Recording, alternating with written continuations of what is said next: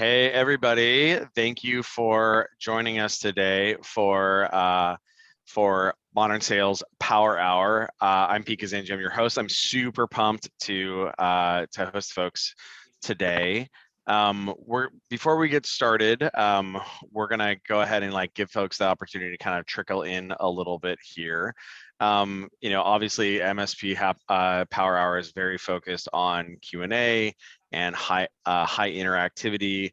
So as folks are kind of coming in here, go ahead and make sure that you're familiar with where the chat panel is there, where the Q&A panel is there. We want to make sure that you're going to be able to use that, because the whole idea here is for you to be able to ask myself and our illustrious guest, Nipul Chokshi here, kind of your biggest burning revenue questions.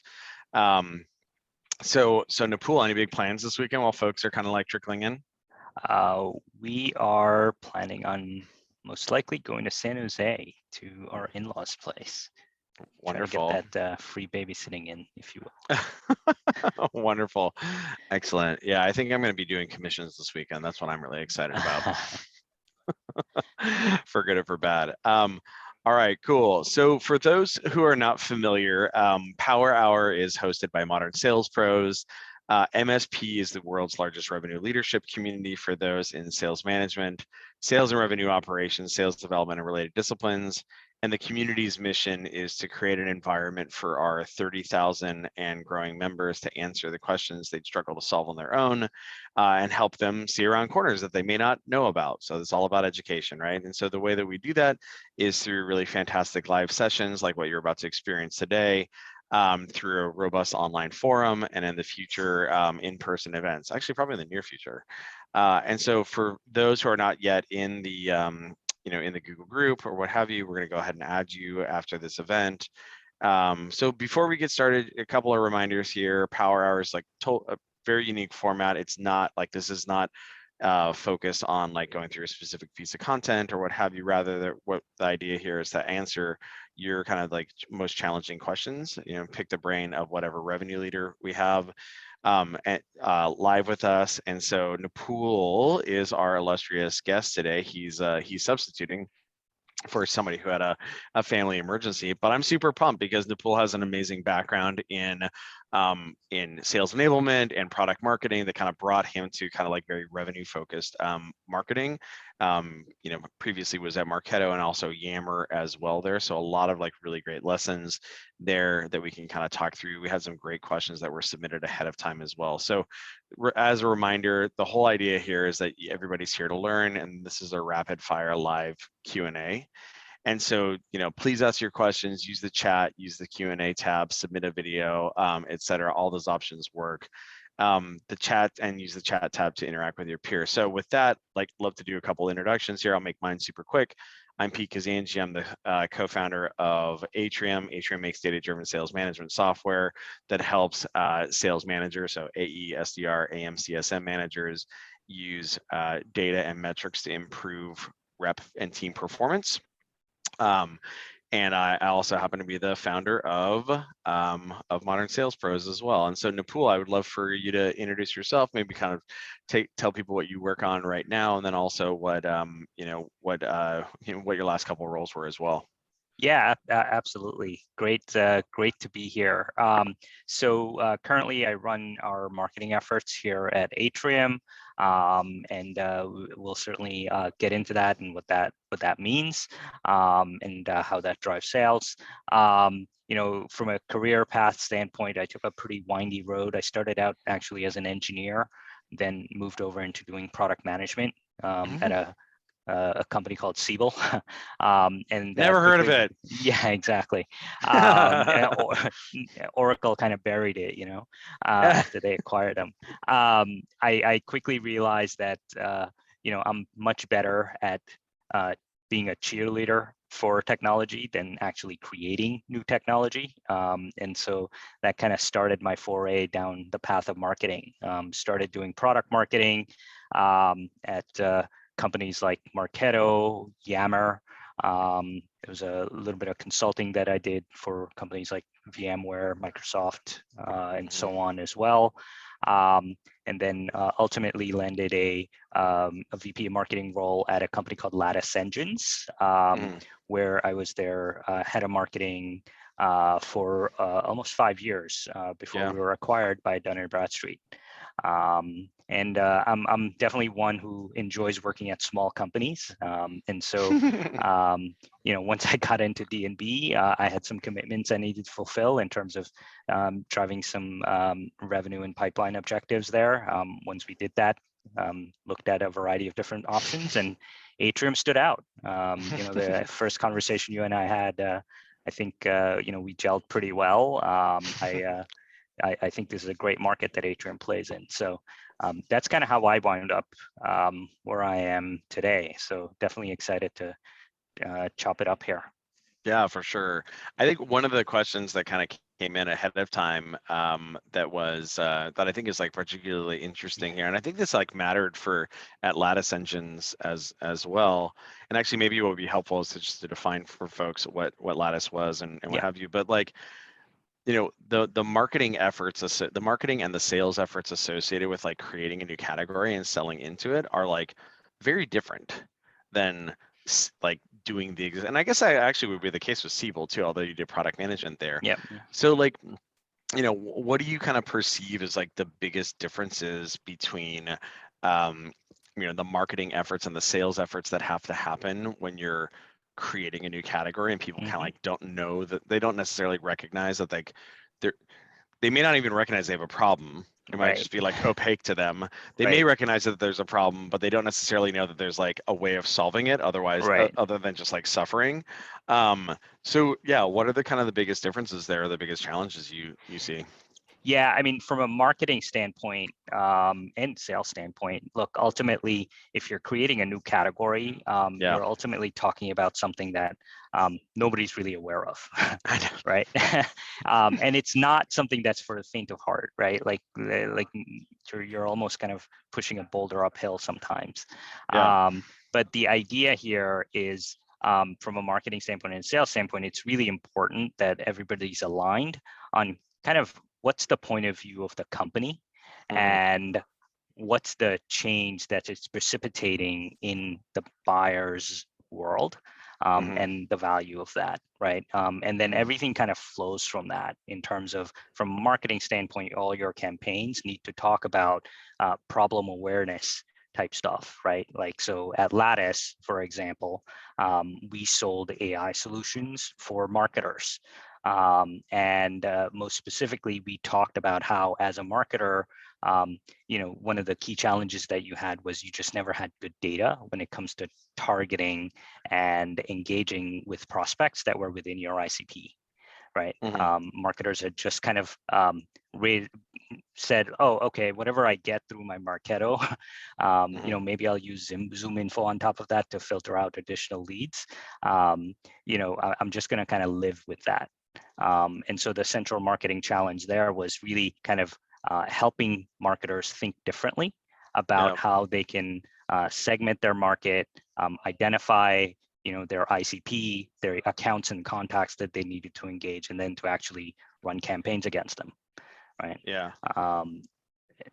And so so I think there's an interesting challenge there. Like, it's one thing to get the whole company to do that, but then if you've got a bunch of reps, right, and like the problem, like, it's one thing to make like a landing page, right? Because like once you make the landing page always says what you told the landing page to say, right? It's like the same thing when you create a deck or whatever, or like make a slide. I think one of the things that can be challenging there is like making sure that, like, 10 or 20 or 40 or 50 reps are all kind of like, singing from the same hymnal there. How do you contend with that? Yeah, and so that's where it really relies on two things. Number one is making sure that you have a really good enablement program in place, right? So once everybody's kind of aligned from a founder, executive, marketing, sales standpoint on, what is the category that we are evangelizing, that we're essentially creating, creating kind of the relevant materials so that the sales reps, as part of their sales cycles, we make it as easy for them to kind of reveal the pain to the buyer, if you will, right? And that means that making sure that there's the right, collateral in place for them, the right sales decks, the right training in place for them to be able to do that, to be able to execute on those things.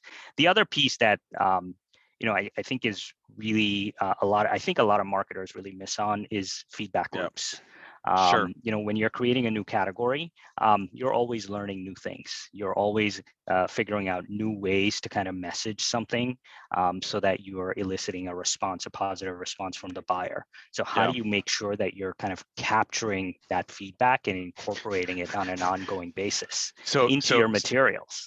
So right? if the feedback is not positive, you feel like you can pivot appropriately. Like I remember back at VMware, I was on the product marketing team, and we had like a bunch of really bright folks on the team.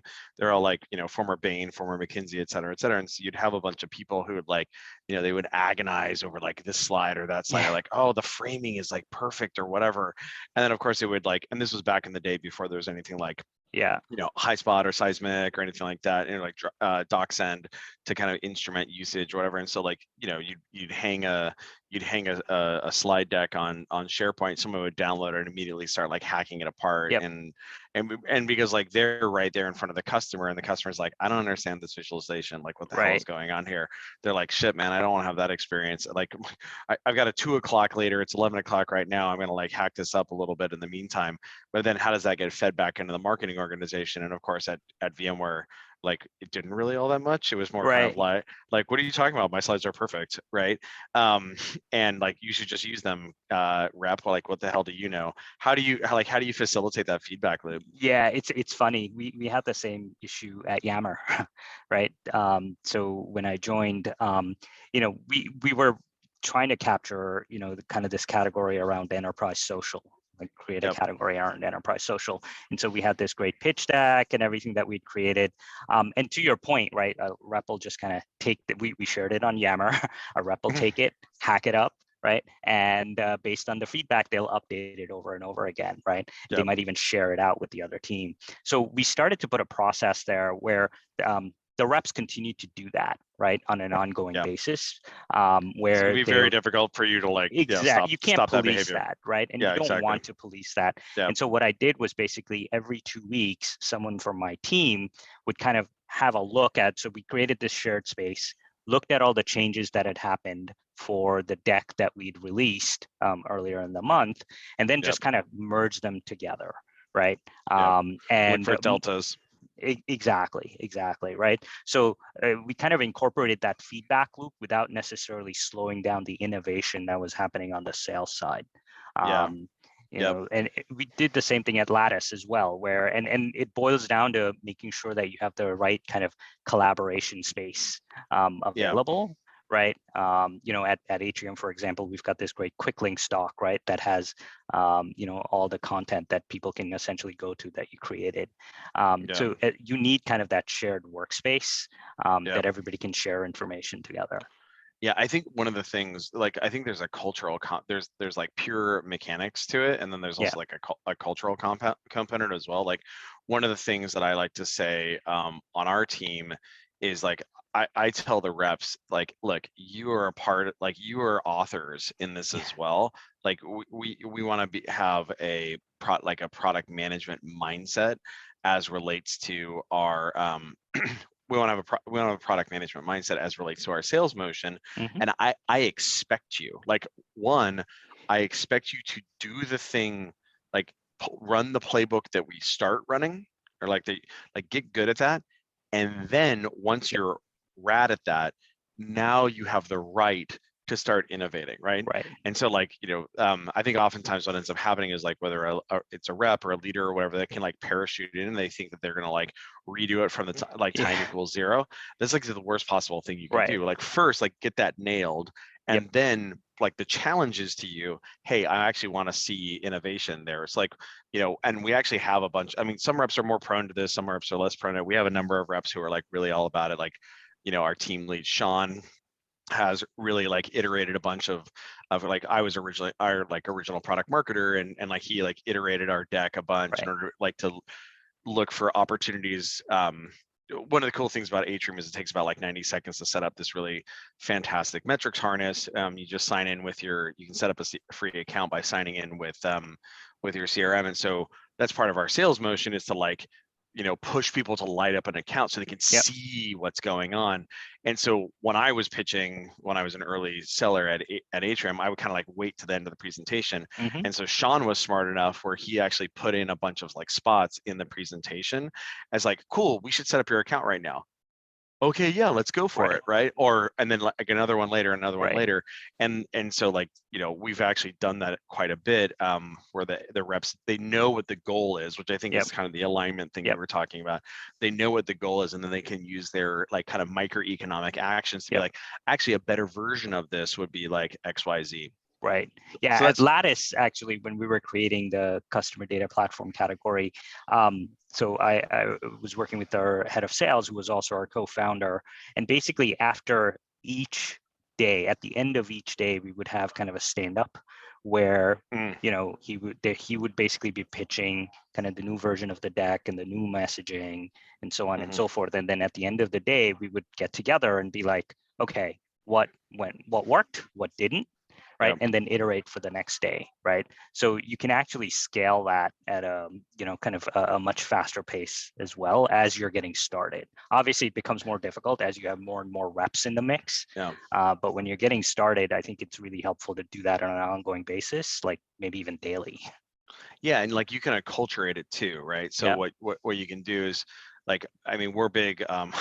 We use chorus and gong because we're crazy. Yeah. And actually, we use both because Atrium integrates with both. But anyway, we're really big. Like our reps do a very, very good job of like grabbing clips. They know that coming out of a call, when they like, if they're able to innovate something, they grab that and they drop it into the sales team Slack channel, because they know they've seen other people do that same behavior. Like, oh, I'm supposed to do that. I'm Right. supposed to look for areas of innovation.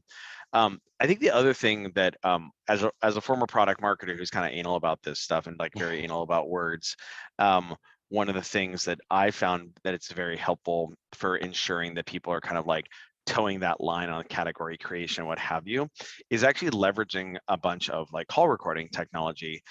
As I noted, we use both chorus and gong here because we're nuts. But one of the things that I think is like really, really underutilized, in call recording is like the tracker functionality, because I think a lot of the call recording companies have kind of like gotten higher on their own supply around like managers like listening to calls and coaching based on that, because I think listening to like an entire call at like 1.5x speed is like very difficult. It's very difficult to carve out the time for managers to do that, and generally they do a poor job of that. But what you can do is you can kind of get the distillations, whether you can get the metrics of the calls, or one of the functionalities that both Gong and Chorus have, and I'm sure others do as well, is like you can declare certain trackers in there, like, hey, listen for, like, you can use us as an example, right? Like, listen for data-driven sales management.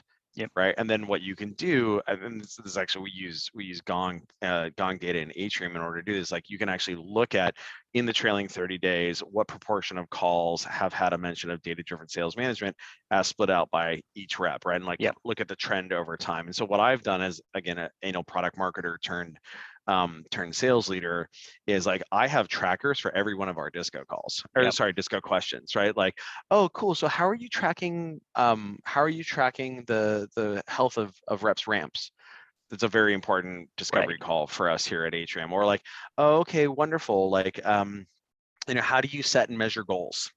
Right, it's another key use case for us. And so one of the things that we found in our customer base is that people really underutilize that tracker technology.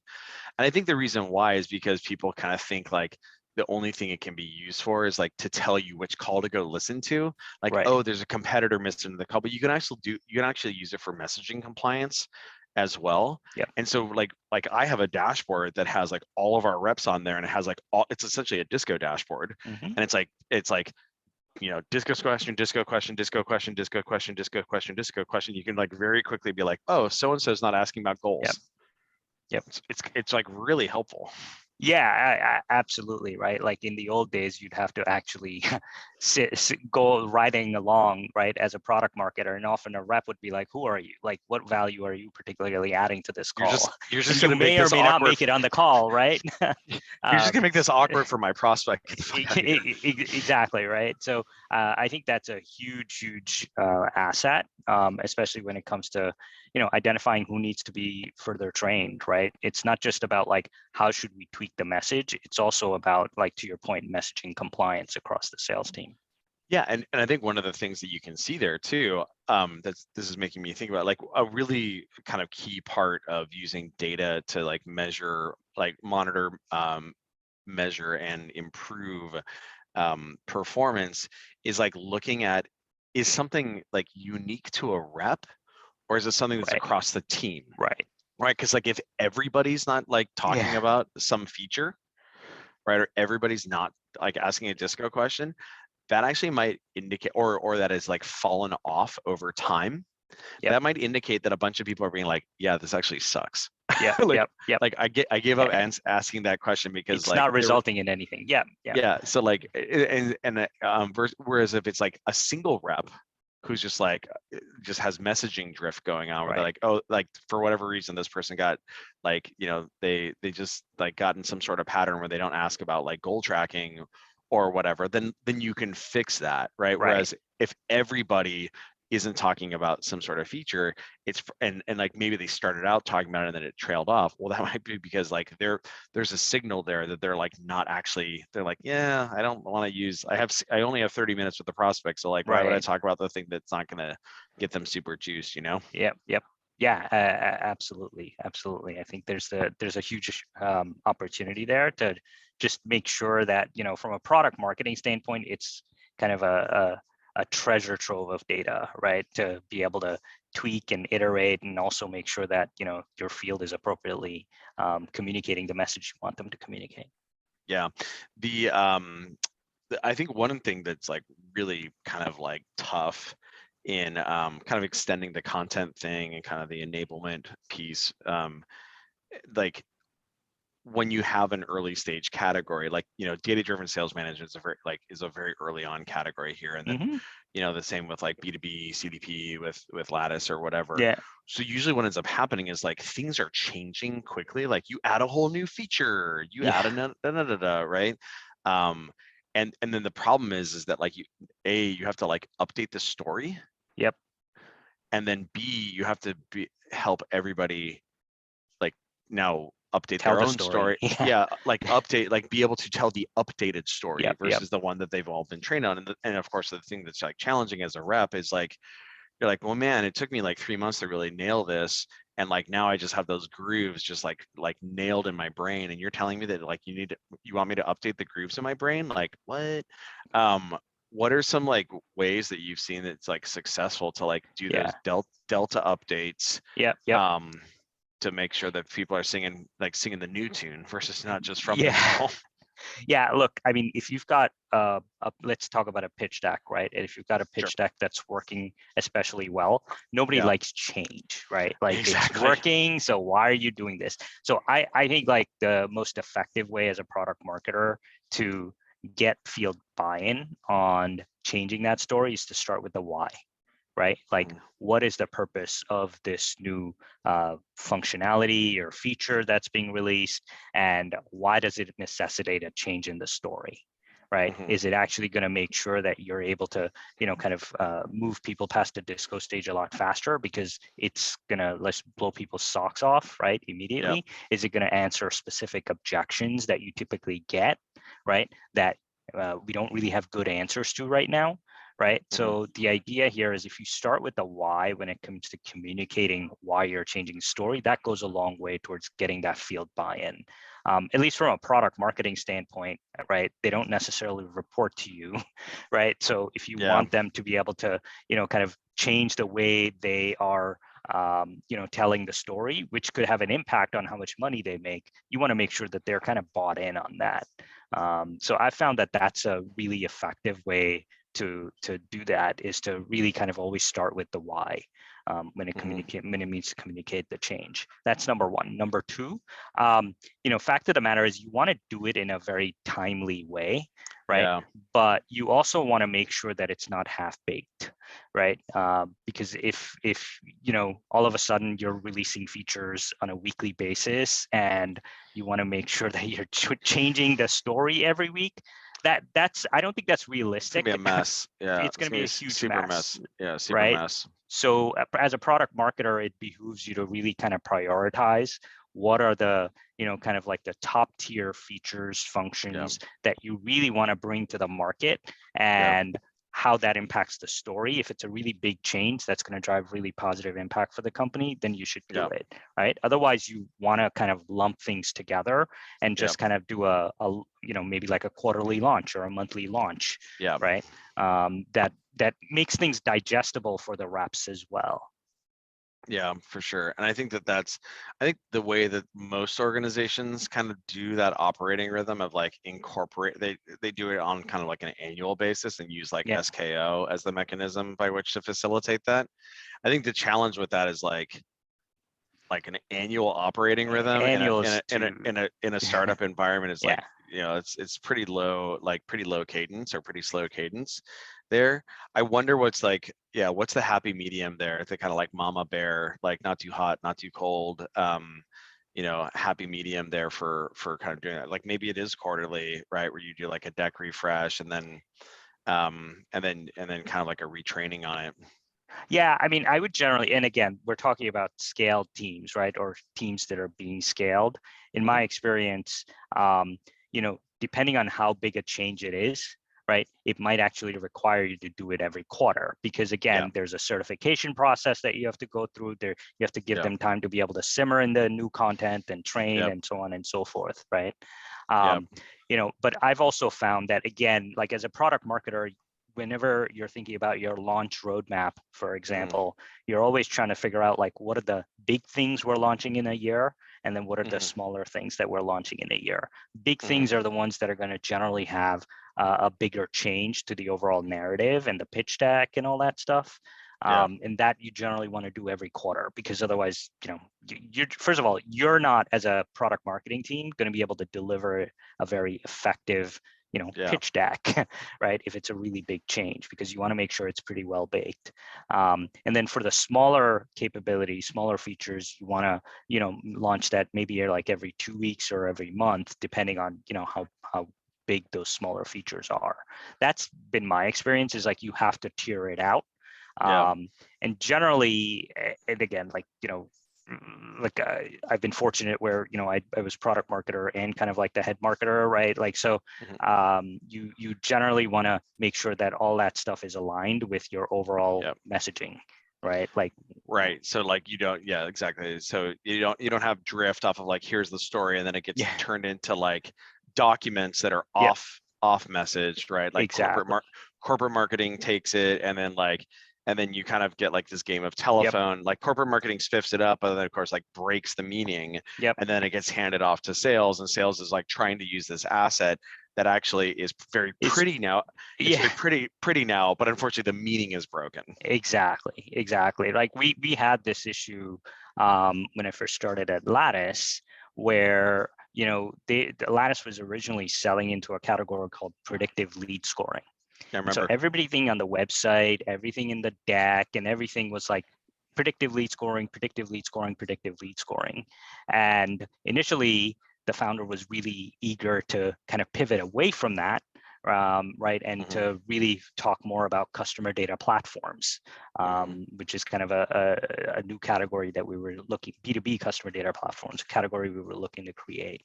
And so we had to be really careful and make sure, like, we could come up with a pitch deck that talked about customer data platforms relatively quickly. We could even train the sales force on it.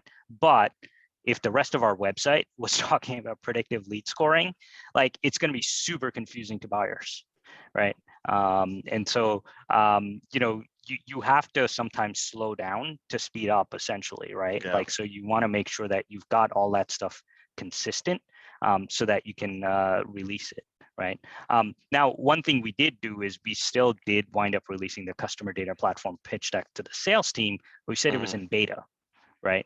And we kind of talked to customers about like, oh, this is kind of a beta version of this new product that we're coming out with.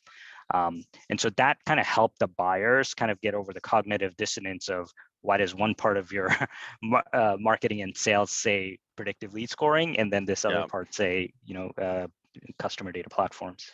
That's a particularly like spicy meatball, though. Like, yes. I don't know if a lot of people are never are necessarily going to have that, or at least hopefully. Yeah, you don't want to be in that situation. Trust me. Yeah. Yeah. Well, so once you are in that kind of quarterly situation where like you're shipping quarterly or whatever, what are kind of good ways of authenticating that the new messaging and kind of like the new, like, it's one thing to like create the materials and make sure that they're aligned, like we were just talking about. It's another thing to make sure like it actually gets into people's brains, it actually, et cetera. Like, I know, we just recently purchased Lessonly, and I'm excited about us, getting good at that. But like, how have you seen folks like successfully do that? Yeah, and I mean, look, I mean, ultimately it boils down to certification, right? Like making sure that everybody is able to, not, I don't want to say regurgitate, but everybody is able to tell the story, if you will. Sing from the same hymnal, right? Exactly, right? Everybody's able to kind of sing from that same hymnal, and tools like Lessonly, and other such tools. We used to use Lessonly back at Lattice and D&D as well. Yeah, nice. Are really great for giving you a platform for like kind of testing people. Right. But it's really important as a product marketer when you're designing those test modules in Lessonly and those tools, to really kind of say, okay, this is what we're going to focus on, and this is what we actually want to test them on. Right. And you might not want to test on everything. Right. Like, so I'll take a sales development example. Right. So we've got a ramping sales development team, and we're developing a certification course for them. Right. And the number one thing we're kind of focused on is there's a series of like 10 objections that they run into, right? Or questions that they get asked from incoming leads. We want to make sure that they are absolutely crisp when it comes to nailing those objections, right? And so that's kind of like priority one, right? Then priority two is, okay, there's some other objections that are fewer and farther in between. There's also some techniques for cold emails and cold calls and whatnot that we want them to get that will certify later. So I think as a product marketer, it's really important to prioritize based on your knowledge of the market and based on the buying cycle, your knowledge of the buying cycle, to really triage that so people don't necessarily get overwhelmed. Yep, totally.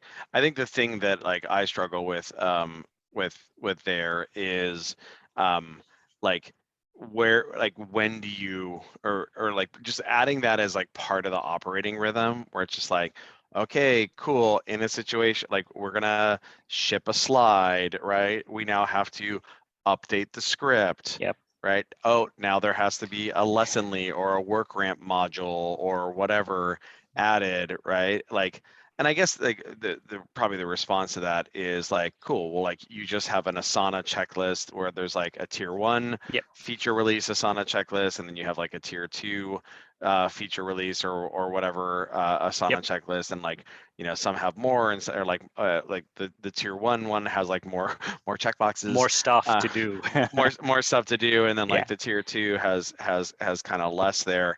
But I think like, just like getting into that operating rhythm ends up kind of like being a little bit of a challenge there. One thing I wanted to kind of change gears on a little bit here, because there's an interesting question that came in on this, is around like marketing and sales alignment in product-led growth. And like, I know that this was something that you worked on quite a bit at Yammer. I think less so at Lattice, and definitely not at Marketo, what have you, because Yammer is like one of the innovators of this. Right. What changes when you've got in a product-led environment where you have a product that people can just like start using on their own, or they can like at least get a part, maybe set up an initial account like you can with Atrium. How does that change kind of like the marketing, upstream of that action? And then like how does that change kind of like the downstream kind of like sales implications of that? Yeah, no, there's some significant places where there's changes, right? So from a marketing standpoint, I'll give you a great example. We did this. This was a big thing at Yammer, and actually we instituted this at D&B as well as part of the Hoover's business line, which was a kind of a self-service get started sort of mode there, where basically number one thing is for those situations is you need to make sure you are properly instrumenting the product so that as a marketing team you have the right signals to know that, okay, this person has, so at Yammer, for example, we were able to see whenever someone created 2 groups and shared 5 files on Yammer, and that was like a signal for our AEs to pounce on that account, because we knew that if someone kind of had reached that point, then the opportunity for us to sell them a larger deal with premium features was a lot higher, right? It was a lot more likely to close. So that resulted in account-based motions, right, for large potential deals that we're able to drive. So that's from a marketing standpoint, just in terms of like the overall, like, making sure you have the right instrumentation in place so that marketers can hand off the right leads to the salespeople based on product usage data. Right, so that's number one. Number two, from an enablement standpoint, what we've found, I mean, even here, right, it's really important to get into kind of like product or objections, right? With product-led motions, generally where a sales team is involved, you're not always going to have the opportunity to work with a sales engineer or a solutions engineer. So your sales rep kind of performs that double duty, right? When it comes to being able to answer questions like, oh, do you, are you ISO 27001 certified? Why not? What's the implication there? Do you integrate with these security protocols and so on? So having and arming your reps with the relevant kind of objection handling that's more product oriented, I at least my experience, we found is really, really critical there. Yeah. What I think the one thing that's like potentially interesting there is like when you have a PLG kind of motion, a lot of times, and this is like where I guess it's got a little weird when you have like PLG plus like new category, but oftentimes what ends up happening is like people are showing up to the solution for a variety of different reasons that are different, right? And so then that person shows up, they maybe set themselves up or what have you, and then so like then how does that get like passed along to sales? Because like you were talking about feature adoption, where in this case, like I think the feature adoption was like they were very horizontal features, kind of like, oh, shared a certain number of files or whatever, versus like, oh, here's this thing that indicates that they have this need right here. Like use Atrium as an example. Like we handle, a couple dozen use cases. There's probably about like 6 to 12 that people are like really, really focused on, like, ramp instrumentation, goal setting and monitoring, pipeline hygiene, rep one-on-ones, et cetera. How do you make sure that like you identify why that person showed up, allow that, and then like such that it can like flow through to the seller so they can like run it all the way through the finish line based on that? Absolutely, right. So there are a couple of ways, right? So if it's someone who actually does a sign up for us, for example, right, for at Atrium, when you actually sign up for the product, you actually indicate what are the use cases that are really high priority for you, right?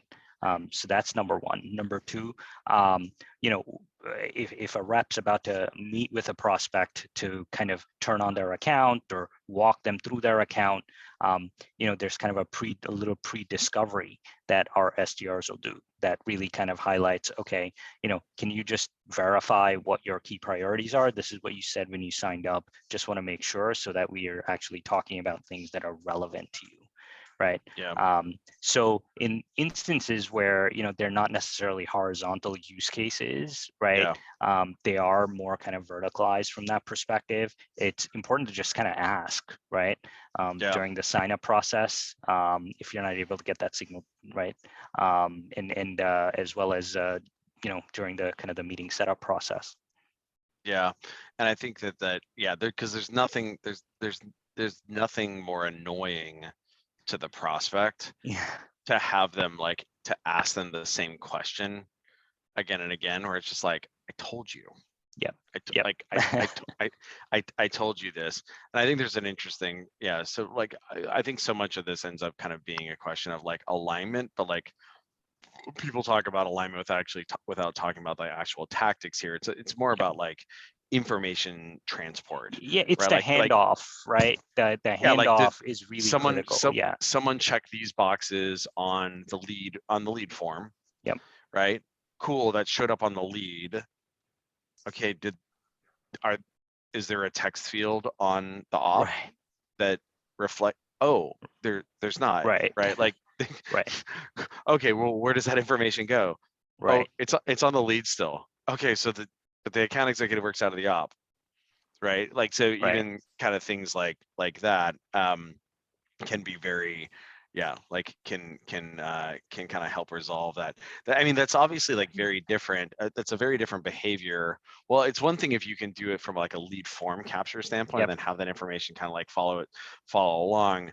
The problem, of course, there is like not everybody is going to take the time. Not every prospect is going to take the time to like declare that information, and of To course you don't want to make accurately your, declare it. Yeah. yeah, and also you don't Yeah. necessarily want to make like it's very risky to make your lead forms like, super Yeah. beefy, right? What have you found are good ways of facilitating that handoff? Like, say you actually have a human involved instead of it being a form, you have a Right. human involved. It's like, an SDR who's like maybe like interacting via Right. email, or they're interacting via phone or whatever. That information still has to be handed off in an effective fashion, but now it's like messier because there's a Yep. human involved. Yep. What are ways have you seen that to make that more successful? Yeah, I mean, so look, at the end of the day, like once a meeting is booked, right? What we do is basically just kind of do this pre-discovery motion, right? Where once the meeting is booked, like a couple of days before the meeting, the SDR will send a note, copy the AE, and actually ask the prospect, hey, just want to verify that these are kind of the use cases Yeah. that are most relevant to you, right? Or if there's any other priorities that would make sense for us to discuss, please list those here as well. And the idea here is the AE is in the loop because they are actually copied on that email, right? Mm-hmm. And as the AE preps for as the AE preps for their call, they can just basically kind of look at the email exchange to really get a better understanding of what the actual use case was, right? That the person that they're meeting with, that they're actually going to care about. And what that's going to do is it's going to enable the AE to appropriately kind of, tailor their disco calls. Yeah, I feel that like sometimes people kind of get like a little skeeved out around, they get like too precious around the handoff process, and like there has to be some like hidden like behind the curtain sort of thing that's going on, as opposed to just like being more like out Yeah. front about it, where like the SDR interacts with the prospect, and like, yeah, like bring the AE into that email thread. Like Yep. the way that we handle that, as you were kind of noting, is like and like we're not very call heavy because our prospects, like, because we do a pretty good job of like email prospecting, and also some of our prospects are not like very phone responsive. Like, one, eliciting that information via email, but then Mm-hmm. two, kind of like documenting it, and Yep. then just like bringing the account executive into that thread kind of just like humanizes the whole thing. Like, oh, Yep. you're going to be hanging out with Bob's super awesome. And Yep. then Bob responds back and is like, oh man, hey, nice to meet you, Sue. Like, I just noticed that you're based in Carlsbad in San Diego. That's super fantastic. Are you much of a surfer? Like, blah blah. And Right. like what you're doing is, this is one of the things that I kind of talk with my reps about, is like, the first 5 minutes of a call, of course, is like, people are just like trying to sprint to manufacture rapport as quickly as possible. You can do that before the call, Right. right? You can do it with text, you can do it asynchronously, etc. And all that's going to do is facilitate your close, sorry, your hold rates, right? Yep. It's going to make you more successful. It's going to Yep. so you just are able to be front forward. And you can imagine other scenarios there as well, like the SDR hands off and it's like, hey, here, this is like Susan, she's really interested in like rep ramping and pipeline hygiene here. Oh, that's really fantastic. Hey, Susan, nice to meet you. I noticed that you're in Carlsbad. Do you ever get out to this beach or whatever? Hey, you mentioned that you're interested in ramping here. Like, here's a playbook that we published on using data in ramping, and actually here's a webinar that Pete gave the other day, right? Yep. So like you're able to like leverage essentially that pre-disco information that comes from that use case as early as possible, and like you're starting to marinate that. And I mean, for good or for bad, a lot of the time, like account executives keep their deals in their head. Yeah. And so what you're doing there is like you're kind of like forming a groove in the brain, in that account executive's brain, about that opportunity. Like not only you're raising hold rates, you're putting that groove in their brain in order to be like, oh, that's right, Susan's really interested in ramping, versus not engaging in any of that. And of course, like what I just described is like 30 seconds of typing or whatever. And instead, like, you show up to do your pre-call planning like 5 or 10 minutes beforehand, and like maybe you pop into the opportunity and like you look at the checkboxes for the use cases, whatever. That's a very different kind of like preparation behavior than kind of what we're talking about. Like the one I'm talking about is like much richer. And I feel that like you can just do some more of those things through kind of like better communication versus like, making it as robotic as possible. Now, have the information go into a CRM, the off as well. But it's kind of like cool, like having it in there versus like front and centering it and like getting it into the account executive's face is like a little different there, I mean, I think the buyers appreciate that as well. Oh, totally. Because again, that is like, why I was interested. Exactly, right? Like, and it's really in their service, as long as you're not too cumbersome, right? In terms of like, hey, here's 15 questions I want you to answer, right? Like if it's one or two and you give them multiple choices, they'll gladly do it because they want to make sure they're getting the best use of their time as well. And, if based on the interaction they're not, then, might as well bail early. Right. Yeah, that's a really good point, because like I think one of the things that I kind of focus on with my account executives and like consistently remind them on is like prospects don't remember. Yeah. Like they don't remember why they signed up for this meeting.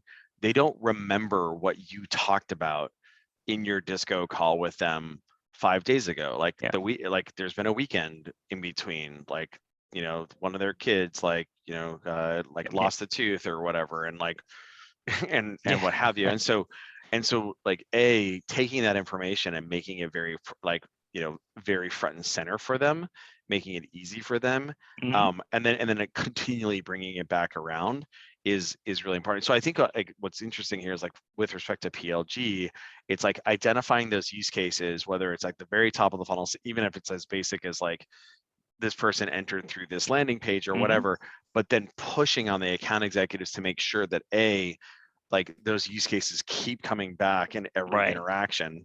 Like, as a reminder, you are here because you really care about rep ramping, and you're hiring 5 account executives every quarter for the foreseeable future.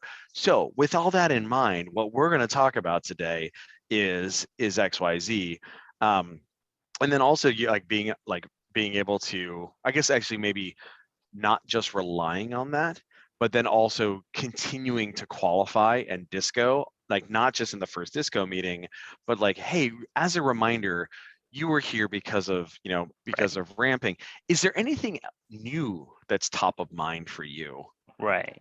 as relates to data-driven sales management. Actually, we have this pilot process that I've really been thinking about recently around like measuring the success of it on a rep by rep basis. Oh, okay, wonderful. Yeah, we hadn't talked about that previously, but like, yeah, we're totally happy to talk about that today. Yeah, I think that that's something that like people can be really powerful about there. What about enablement, Nipul? Like, where do you find organizations kind of like, what is the right time to like add a dedicated sales enablement resource? Yeah, I mean, in my experience, as a team grows, maybe even beyond like 15 sales reps, obviously, and this depends on, how often you're changing your message, especially like in a category creation scenario, in my experience, because you've got so many changes happening to your story on an ongoing basis, because you're creating a new category, you're getting feedback. Likelihood is you're launching new features and new capabilities, which means you need to change your story and update your story on an ongoing basis, right? At least in my experience, like when we were at Lattice, we got an enablement person. We were at like, I think we had like 15 or 17 sellers. And so that's when, like, if you've got someone who who can, like, if you've got a steady stream of inbound kind of AEs, as well as ongoing kind of changes to your content, that you want to make sure that the field is as effective in communicating. That's kind of like a demarcation line in my experience when it comes to kind of hiring an enablement person. It generally, at least based on my experience, back at Lattice, it was about 15 people was kind of that line, because we found that was enough. Like, there was enough work there that would require kind of a full-time human person to make sure that they've got the right courses in place, make sure that they're running these exercises and certification programs for new people as they're coming in, right? And so on and so forth. What obviously sales enablement is like a very like, I mean, sales operations and sales enablement are both like very scarce kind of skill profiles. And I think one of the reasons why is because people are recognizing that like there's leverage in sales support, right? And this, I mean, this is like the case with like sales tech in general, right? Like people recognize like, hey, we're gonna adopt a bunch of really great software here in order to help facilitate, like give our reps and our managers leverage. Well, like the humans are the kind of the same situation as well.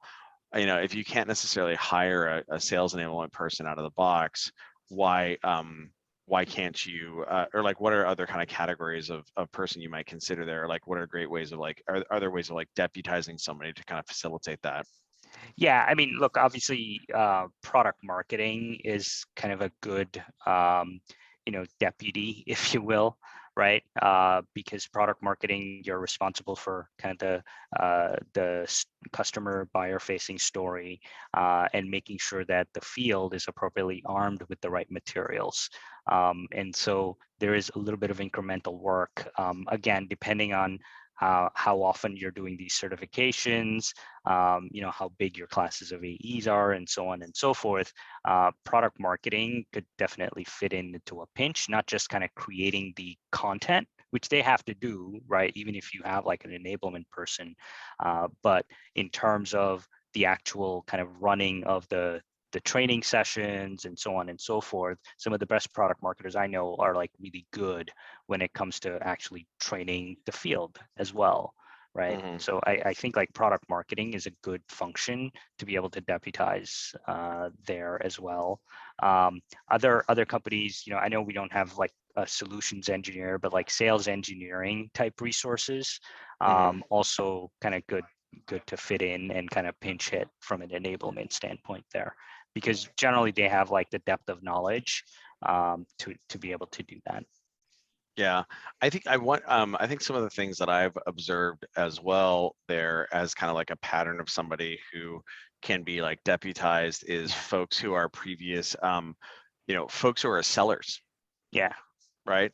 Like if you have sellers, you kind of see it, right? Like sometimes you have sellers who go into sellers or SDRs who potentially can be like, sales operations people because they're particularly like process minded, Yeah. or they get excited about that, or they think about those things. That's kind of like one thing. Well, I think what I've observed now that we have like nearly a dozen sales reps is you start seeing the people who are like particularly good communicators. They're particularly good at like breaking things down. They adopt messaging very quickly. Like they're really on message, etc. And I actually think, now that you're making me think about that, there's a lot of like Gong, I know, is like very famous for they have a number of people who are on their product marketing team and also their enablement team who are former sellers, where Mm-hmm. maybe somebody is like, okay, taking an OTE drop of whatever it is, but they don't have a like it reduces the pressure associated Yep. with like a quota, and like having to kind of be constantly like on the treadmill. I think that's like a pattern that I've seen that's been successful there as well. Yeah, no, absolutely. I mean, I think it's funny. In general, some of the best marketers in general as well, I've observed, are good salespeople. They used to be salespeople in a prior life.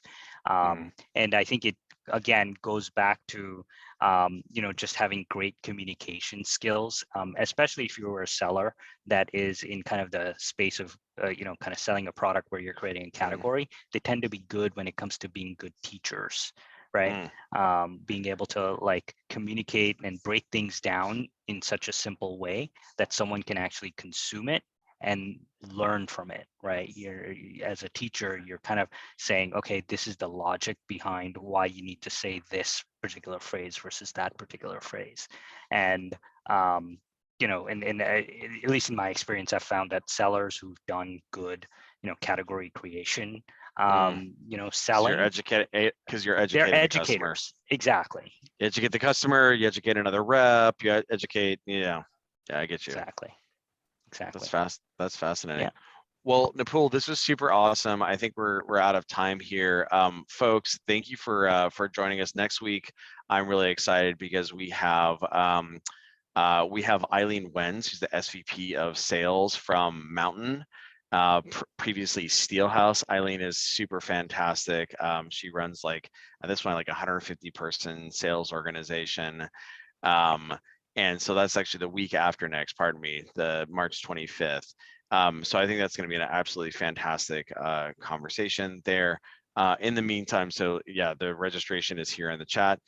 In the meantime, I hope everybody has a great weekend, and yeah, we'll see you soon. Okay. Thanks all.